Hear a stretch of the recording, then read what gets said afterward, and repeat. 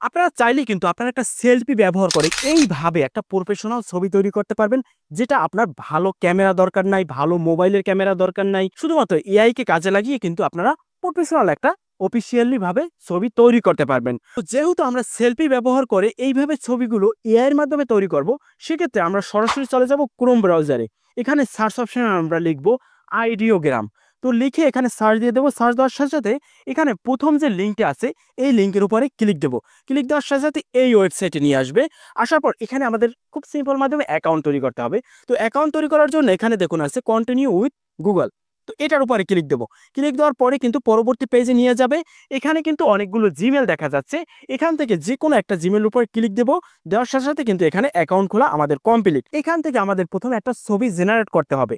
তো ছবি জেনারেট করার জন্য প্লাস বাটনের উপরে ক্লিক দেবো। দেওয়ার পরেই এখানে কিন্তু একটা লেখার অপশন আসবে। এখানে আমরা কি ক্যাটাগরির ছবি তৈরি করতে চাই সেই ছবিটার ডিটেলস লিখতে হবে। তো এখানে আমি আমার মতো একটা ছবি লিখে দিলাম।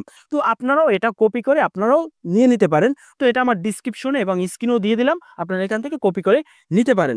তো এখানে যে আমি বয়সটা, এই বয়সটা দিছি 21 বছর। আপনারা চাইলে কিন্তু 30 বছর দিতে পারেন অথবা 40 বছর দিতে পারেন। তারপরে কিন্তু এখানে কিন্তু আমি দিছি ইন্ডিয়ান বয়স। আপনারা চাইলে আমেরিকান বয়স অথবা বাংলাদেশি বয়স, যে কোনো বয়স দিতে পারেন এখানে।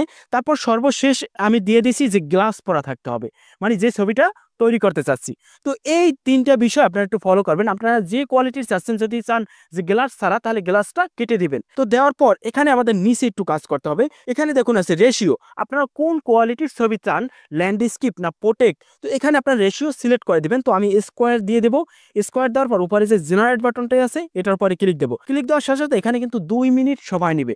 তো 2 মিনিট পর কিন্তু এখানে অটোমেটিক ছবিটা জেনারেট হয়ে যাবে। দেখুন অলরেডি কিন্তু ছবি জেনারেট হয়ে গেছে। এখানে যদি আমি এখন গ্যালারির পরে ক্লিক দিই, ক্লিক দেওয়ার সাথে সাথে দেখুন এখানে আমাকে 4টা ছবি জেনারেট করে দিচ্ছে।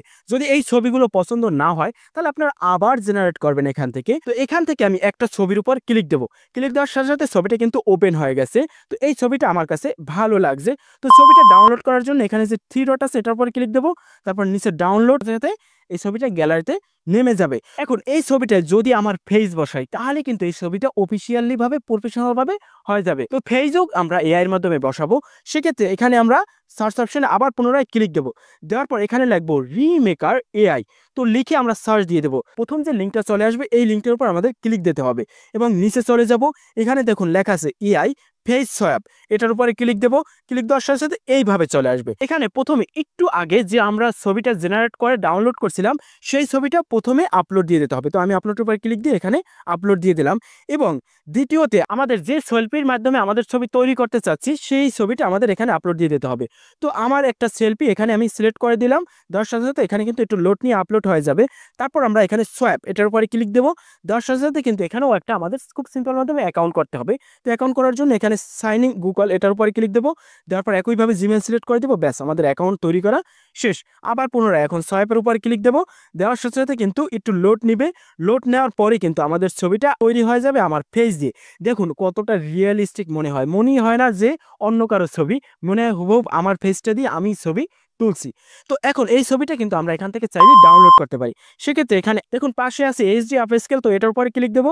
দেওয়ার সাথে সাথে এইভাবে চলে আসবে। তো এখান থেকে দেখুন আপস্কেল ইমেজ অন ক্রেডিট, তো এটার উপরে ক্লিক দেবো। এটার উপর ক্লিক দেওয়ার সাথে সাথে একটু লোড নিয়ে আমাদের ছবিটা দেখুন চলে আসছে। আগে কতটা নর্মাল কোয়ালিটি ছিল এখানে আফটার বিফোর দেওয়াই আছে এবং বর্তমানে কতটা এইচডি সেটা দেখা যাচ্ছে। তো এখন একটা যদি ডাউনলোড করতে চাই নিচে ডাউনলোড অপশন এটার উপরে ক্লিক দেবো। সাথে সাথে আমাদের ছবিটা কিন্তু ডাউনলোড হয়ে যাবে। দেখুন এই আমাদের ছবিটা এখানে জুম করে দেখাই ছবিটা কতটা ক্লিন।